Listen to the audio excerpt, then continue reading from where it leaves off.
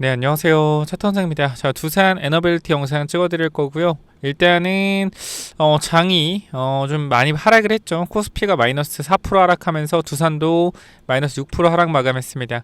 자, 주가는 78,300원에 위치가 되어 있고요. 현재 구간에서 이평선 정배열을 만든 이후에 정배열까지는 아니죠. 5일선이 올라온 건 없었으니까 이렇게 올라왔겠죠. 올라왔다가 꺾여 이제 내려가서 다시 역배열 만들었어요.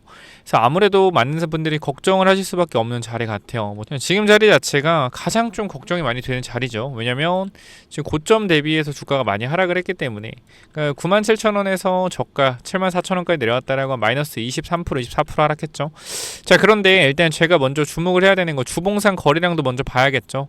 자, 주가가 이렇게 강하게 올라갔을 때 거래가 터지고요. 그 다음 하락했을 때 거래가 터지고, 그 다음 같은 가격을 유지를 해주면서 거래가 줄어들었죠. 자, 우리가 여기서 알 수 있는 점 하나를 좀 말씀을 드리도록 하겠습니다. 거래량이 줄어들었고 하락폭에 대한 주봉 자리가 어떻게 추가 하락 없이 마무리가 되었다. 자, 이거 종가가 얼마죠? 779였죠. 저번 주에. 그리고 이번 주가 783입니다. 결과적으로 주봉상 종가는 400원 올랐습니다. 자, 그런데 거래량은 조금 더 줄어들었죠. 자, 그럼 우리가 여기서 볼 수 있는 거, 이 가격대 안에서 9만원부터 이 74,000원의 가격대에서 매도할 사람들이 굉장히 많았어요. 그죠? 차익 실현에 대한 부분들이 분명히 나와줬다. 자, 그런데 이번 주에는 주가가 상승에 대한 반등을 시도했음에도 불구하고 거래량이 줄어들었습니다. 자, 그렇다라는 것은 현재 구간에서 이렇게 좀 볼 수가 있겠죠. 내가 이 가격대, 이 9만 원에서 74,000원까지 떨어지는 이 구간에서 나는 좀 매도를 하면서 차익 실현을 해야겠다라고 하는 물량들이 많이 나왔고, 그 다음에 이번 주 같은 경우는 조금 더 지켜보자 라고 하는 거래량들에 대한 부분들이 많이 나왔다라고 볼 수 있어요. 그럼 지금 부분들은 뭐냐면, 제가 저번에도 말씀드렸지만, 그러니까 이렇게 급등하기 전에도 말씀을 좀 드렸던 부분이 뭐예요? 일단 매도할 사람들은 매도 물량이 많이 나왔다. 왜? 거래량이 지금 74,000원, 77,000원 거래량이 줄어들잖아요. 그죠? 계속적으로 같은 가격대는 유지를 하고 있는데 거래량은 줄어들기 때문에 더 이상 이 77,000원대는 매도할 사람들이 없기 때문에 뭐한다, 한 번 더 올려줄 수 있겠다. 그래서 이날 프로그램 매수가 들어오면서 올라왔어요. 그런데 이날 또 뉴스케일 파워나 오클로가 급락이 나오면서 10% 이상 두산에도 어느 정도 영향을 미쳤는데요. 근데 얘네가 10% 빠진다고 두산이 주가가 많이 하락하는 건 아니에요. 두산이 빠져봤자 마이너스 1%, 2%밖에 안 빠집니다. 쟤네가 하락한다고 해서. 왜? 결과적으로 원전이 확대돼가지고 수혜를 받는 건 두산 에너지, 오클로랑 SMR이 잘 안 된다라고 해서, 뉴스케일 파워가 회사가 좀 안 좋아진다라고 해서 사실상 두산에 큰 영향을 미칠 건 없어요. 그러니까 우리가 지금 봐야 되는 건 미국의 대형 원전과 SMR에 대한 기대감이 지금 두산의 주가를 끌어올리는 거고, 이 뉴스케일 파워 오클로가 SMR 기술력에 대한 부분들이 빠르기 때문에 얘네가 잘 되면 두산이 플러스 알파적으로 좋은 거지, 얘네가 뭐 나쁘다라고 해서 두산이 주가를 깎아 먹을 만큼의 뭐 그런 악재는 아니다라고 생각을 합니다. 자, 그런데 우리가 걱정하는 거는 결과적으로 지금 원전에 대한 부분들, AI에 대한 부분들이 계속적으로 거품 논란이 확산되고 있고, 지금 최근에 AI 관련된 주가들이 하락을 했던 이유는 또 이 마이클 벌이 있죠. 2009년, 2008년에 이 공매도를 쳐서 떼부자가 된 공매도의 신이라고 불리는 마이클 버리가 계속적으로 이 AI 빅테크 종목들에 숏을 치면서 이렇게 얘기했죠.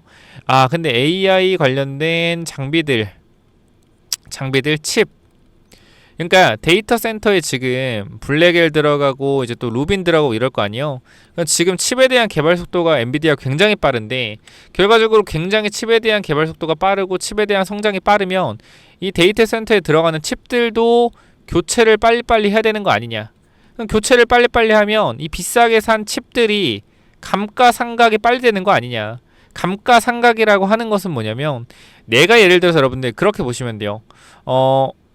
내가 컴퓨터를 100만 원 주고 샀어요. 처음에 이 가격은 얼마죠? 처음에 이 A라는 컴퓨터 가격은 100만 원이죠. 근데 내가 1년, 2년 지나서 이 컴퓨터를 팔려고 해. 그죠? 그럼 얼마에 팔 수 있어요? 보통 60만 원, 70만 원 팔 수 있죠.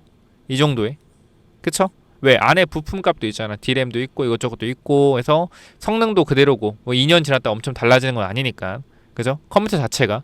그래서 감가상각이 크게 안 된다는 거예요. 근데 지금 GPU, 엔비디아의 이 블랙웰 이러한 부분들이 1년, 2년 지났을 때 1억을 주고 샀다라면 감가가 어떻게 된다? 감가상각비가 너무나 커진다라는 거예요. 한 번에 막 1년에 3천, 4천씩 깎인다라는 거예요. 왜? 더 뒤에 더 좋은 성능들 칩이 나오면서 이 칩들의 수요가 많아지고 기존 것들은 어떻게 조금 많이 안 쓰인다. 당연히 쓰이긴 쓰이겠죠. 그런데 어떻게 돼요?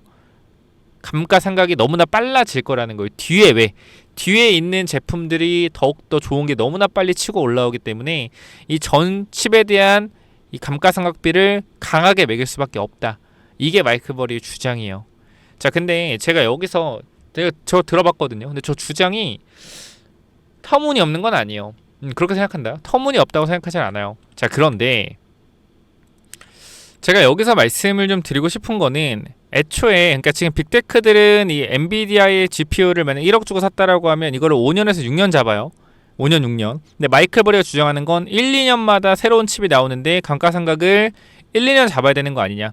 그러니까 1억 주고 사면 1년에 감가상각이 얼마 되는 거예요, 여러분들? 만약에 5, 6년 잡으면 한 1,200만 원에서 1,500만 원 감가상각이 되겠죠.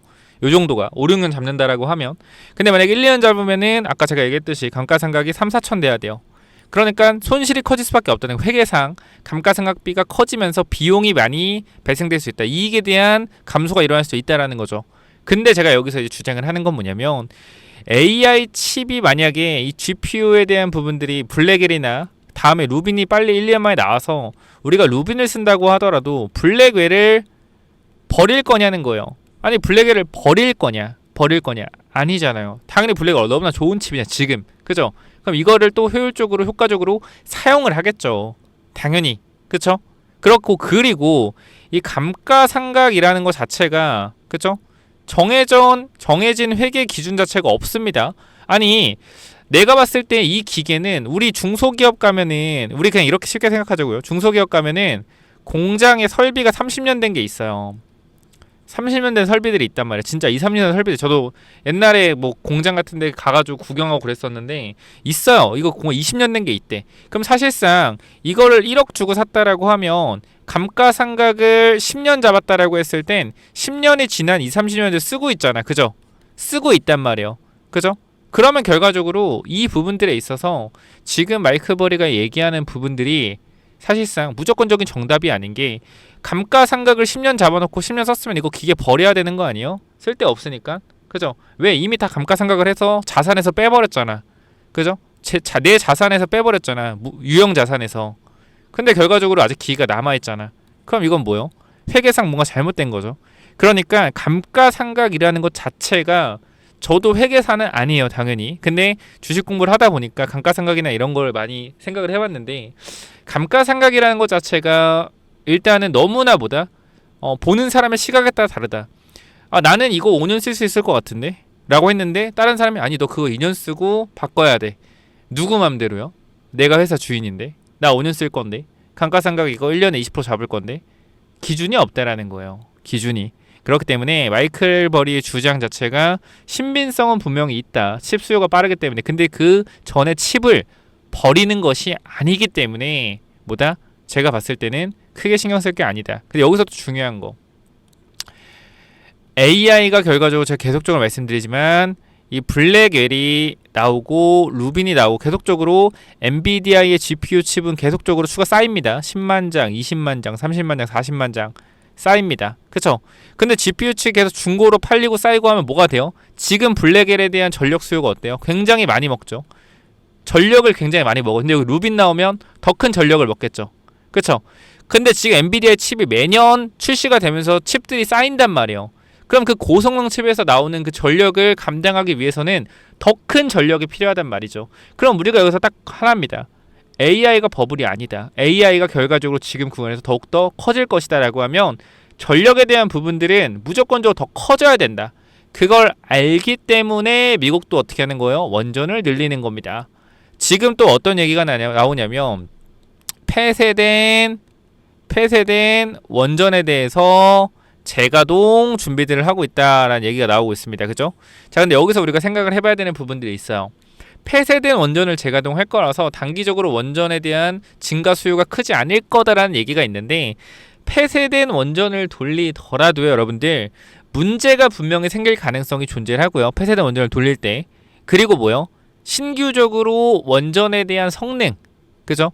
만들 수 있는 전력에 대한 부분들은 신규 원전, 대형 원전이 더욱더 클 거란 말이에요. 그리고 대형 원전에 대한 부분들이 기존에 있던 원자로를 돌린다라고 하더라도 부족하다라는 게 핵심이에요.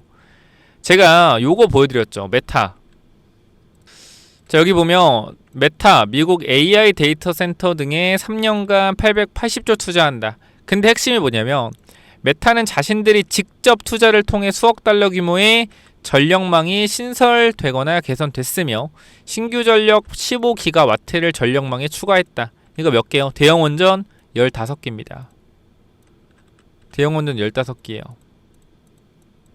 미친 거죠.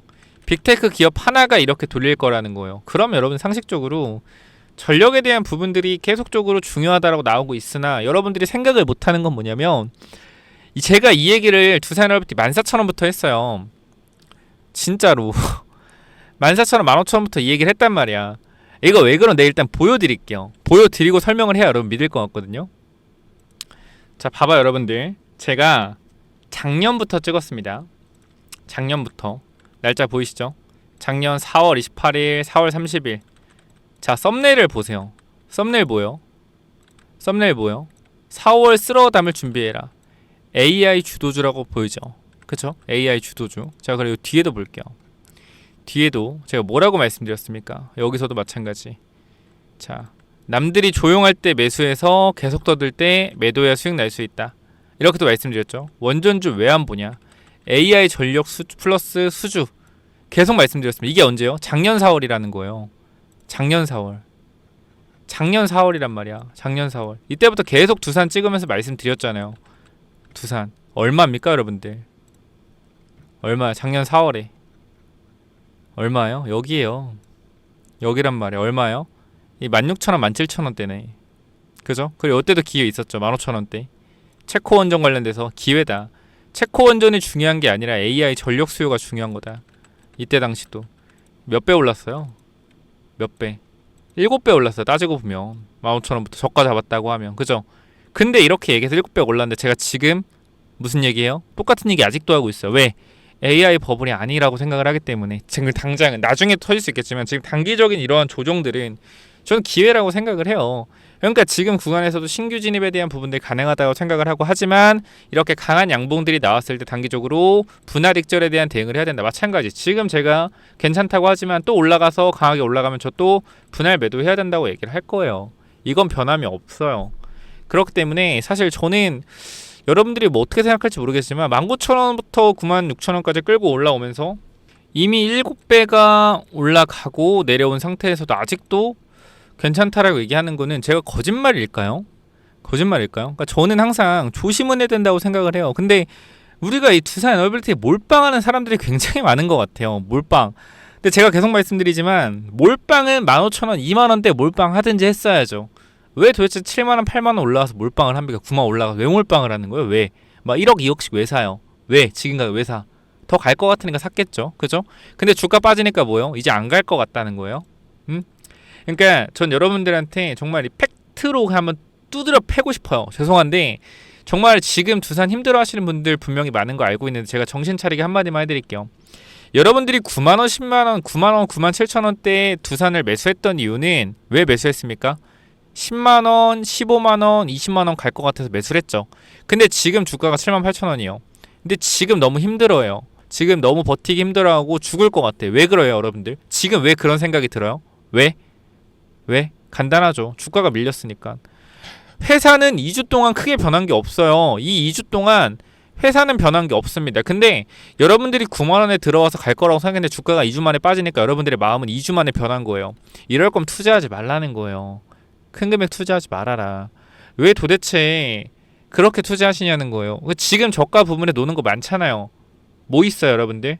뭐 있어요? 미래를 보고 투자한다라고 하면 AI 관련된 투자하는 거 뭐 있어요? 로봇도 있잖아요. 로봇 많이 올랐잖아요. 당연히 로봇 많이 올랐죠. 그러면 로봇이랑 같이 연동돼서 움직일 수 있는 게 또 뭐가 있겠습니까, 여러분들? 그런 걸 하나 생각해 보세요. 그러니까 제가 힌트를 굳이 하나 뭐 드린다라고 하면 로봇 관련돼서는 지금 사실 하드웨어 쪽만 움직이고 있단 말이에요. 로봇의 기계적인 부품들만 움직여요. 로봇 관련된 소프트웨어 안 움직이잖아. 소프트웨어 종목 잘 봐봐요. 엄청 많아요. 소프트웨어 종목들, AI 소프트웨어, 그중에 로봇과 관련된 거 굉장히 많습니다. 보시란 말이에요. 그런 종목들을. 제가 영상 마지막에도 한번 말씀, 이번 주까지만 드리니까 말씀드리겠지만 항상 다음을 준비하세요. 하지만 AI 관련돼서는 큰 틀에서 AI 하드웨어, AI 전력, AI 소프트웨어 이렇게 있으면 이 세 개의 섹터는 계속 순환 돌아갈 거란 말이에요. AI 하드웨어에 반도체 있죠. 로봇 있죠. 전력에 원전 있죠. 전선 있죠. 변압기 있죠. 뭐 ESS 있죠. 소프트웨어에 뭐 딥러닝, 그죠? 그 다음에 또 뭐라 그러지 그거? 어쨌건 여기 소프트웨어 관련돼서 뭐 로봇 관련된 뇌 쪽도 있겠죠. 그러니까 지금 구간에서 이 모든 걸 통틀어서 그냥 하나 필요한 것보다 전력이다. 전력에 대한 수요가 AI 버블이 아니라고 하면 당연히 다시 올라갈 수밖에 없다. 근데 지금 AI 버블 논란도요, 단기적으로 주가가 많이 올랐기 때문에 시장에서 하락에 대한 핑계를 계속 찾고 있다. 핑계. 그럼 우리가 여기서 한번 봐야 될 거, 해외 주식 가가지고 자, 뭘 볼 거냐 봅시다. 해외 주식 지수 업종 차트. 자, 보면은 자, 우리가 여기서 코스피 말고 나스닥 갑시다. 나스닥 갔을 때 나스닥 지금 차트가 어때요? 우리가 지금 구간에 조금 알 수 있는 건 뭐냐면 힘이 좀 빠지고 있긴 해요. 힘이 좀 빠지고 있다. 확실히 힘이 좀 빠지고 있다. 그러니까 지금 이 지지부진한 흐름을 확실하게 돌려내줘야 돼요. 나스닥 같은 경우는 이 지지부진한 흐름을 제대로 돌려내지 못한다라고 하면 지금 구간에서 어떻게 될까요? 지금 구간에서 단기적으로 조정이 나올 수 있겠죠. 근데 이 조정에 대한 부분들을 끝났다라고 보는 게 아니라 금리 인하에 대한 부분이 가속화될 수밖에 없는 환경을 또 만든다는 거다. 왜? 결과적으로 미국 시장의 경기 침체는요, 주식시장이 무너지면 가속화될 겁니다. 그렇기 때문에 연준은 주식시장을 무너뜨릴 수는 없어요. 주식시장이 과열되지 않게 진행을 하면서 시장을 이끌어 가야 되는데, 거기다 또 뭐요? 지금 문제가 크죠. 첫 번째, 실업과 고용에 대한 문제가 AI 때문에 생기고 있습니다. 두 번째, 인플레이션 문제 생기고 있어요. 인플레이션은 올라가고 실업 고용도 올라간다. 둘 중에 하나는 포기를 해야 됩니다. 근데 사실상 먼저 선순위 정하면은 실업 고용이 더 중요해요. 그럼 결과적으로 금리 인하 안 하면 뭐 하는 거예요? 인플레이션은 잡겠지만 실업과 고용을 못 잡겠죠. 그렇죠? 계속 올라가겠죠. 그럼 이거는 뭐다? 경기 침체로 가는 지름길이다. 이거 연준이 두고 보지 않을 거라는 거예요.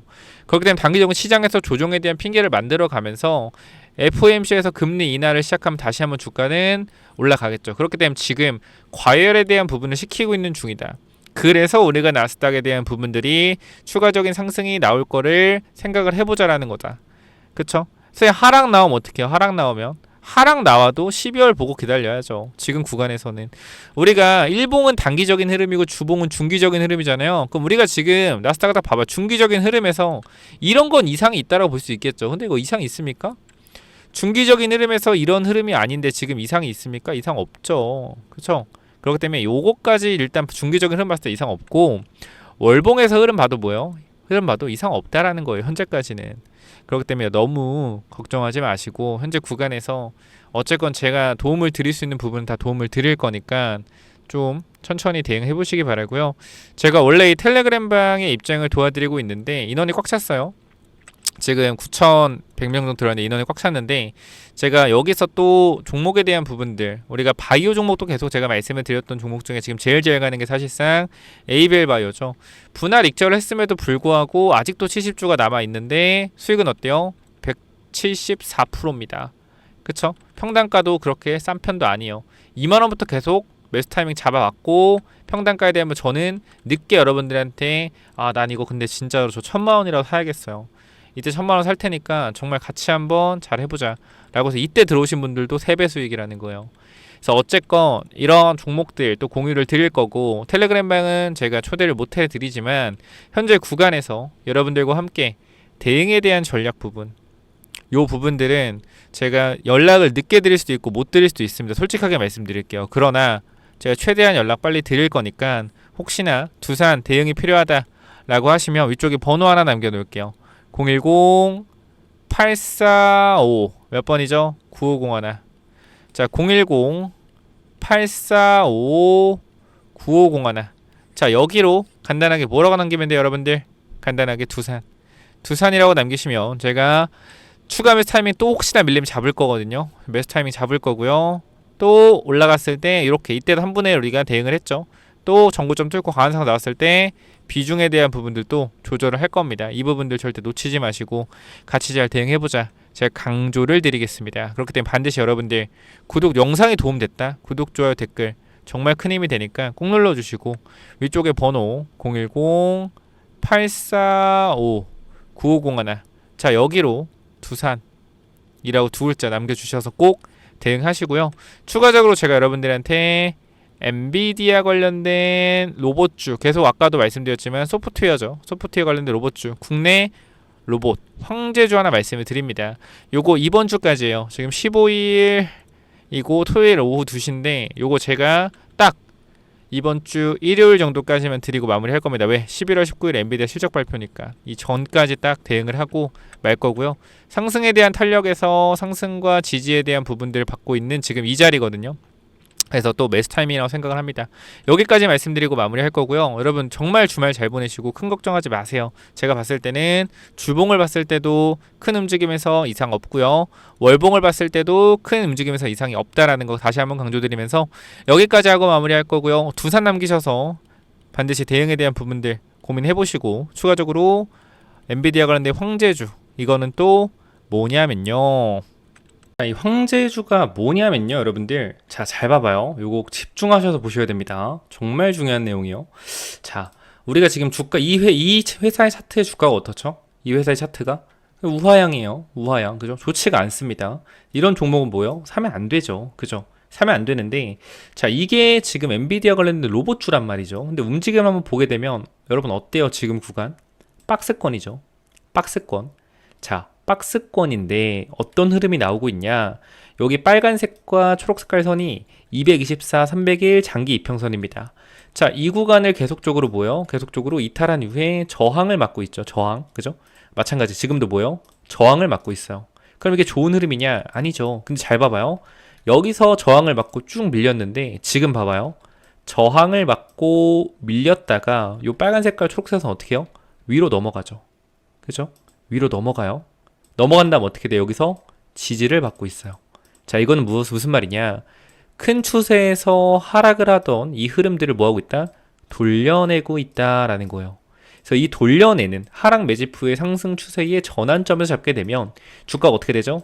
이렇게 우상향해서 가는 경험을 할 수가 있단 말이에요. 정말로 3배 정도는 기본적으로도 충분히 올라갈 수 있는데 항상 우리 뭐요? 100%는 없죠. 100%는 없기 때문에 제가 이 종목에 대해서 꼭 필요하신 분들 제가 보내드릴 거니까 꼭 체크 한번 해보시고, 지금 보게 되면은 과거에 셀바스 A라는 종목인데요. 자, 이 종목도 보면은 하락 매집을 진행한 이후에 어떻게 됐어요? 여기서 추세를 돌리고 주가 이렇게 올라갔죠. 보여요? 하락 추세에서 이렇게 올라갔잖아요. 그걸 터지면서 7배나 올라갔죠. 그래서 이런 흐름이 지금 똑같다라는 거예요. 사실상 보면은, 그쵸? 똑같다. 올라만 가면 뭐예요? 급등. 근데 재료가 있다 없다? 있다. 자, 올라가기만 하면 정말 강한 상승 나올 수 있는데 이 회사 재료가 있다 없다? 재료가 있다. 엔비디아 관련돼서. 자, 그러면 우리가 여기서 좀 체크해 봐야 될 부분이 뭐가 있냐면, 자, 패턴을 좀 보셔야 되는데요. 자, 먼저 위쪽으로 올려서 주가를 비싸게 산 이후에 뭐예요? 개미들을 털면서 물량을 매집하는 모습들을 보여주죠. 그죠? 올리면서 한번 매집, 내리면서 한번 매집, 1차, 2차 매집을 진행한 이후에 어떻게 되는 거예요? 이렇게 주가를 올리는 거예요. 공격적으로 매집을 한 이후에 주가를 눌러서 매집하고 어떻게? 이렇게 올리는 거다.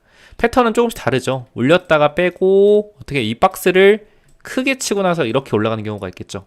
그럼 우리는 이런 패턴이 나올 걸 예상해서 뭐 해야 된다? 이 사이에서 매집을 해야 된다라는 건데, 그럼 어떻게 나오겠어요, 여러분들? 만약에 바로 간다고 하면 좋겠지만 만약에 움직임을 예상한다라고 하면 박스권 이후에 상승이 나올 수 있겠죠. 그래서 우리가 이 기회를 잡아야 된다라고 말씀을 드리는 거기 때문에 꼭 한번 체크를 해보셔라 라고 말씀을 드리고요.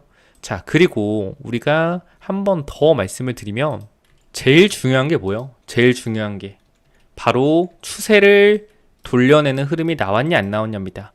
거래량을 실어서 앞에 구간 매물을 잡아먹어주는 모습들이 나오기 때문에 이거 뭐한다? 상승 탄력에 대한 부분들이 커질 수 있다라는 거겠죠. 그렇기 때문에 이 부분 절대 놓치지 마시고 꼭 받아 가셔서 이 종목 체크 한번 꼭 해보셔라 라고 말씀을 드리고요. 이 종목은 시총이 높지가 않기 때문에 많이는 못 드리고 하루에 일정 인원만 드릴 건데, 요거 우리가 로봇주 최근에 엄청나게 강세 흐름 나오고 있는데요. 자, 여러분들한테 이 레인보우 로보티스도 최근에 수익률이 60% 이상 찍히고 있는데, 요 부분들도 분명히 말씀드렸어요. 레인보우 로보틱스 안 가는데 무조건 기다려야 된다. 무조건 버텨야 된다. 왜? 대장주가 안 갈 수가 없다. 그럼 마찬가지예요.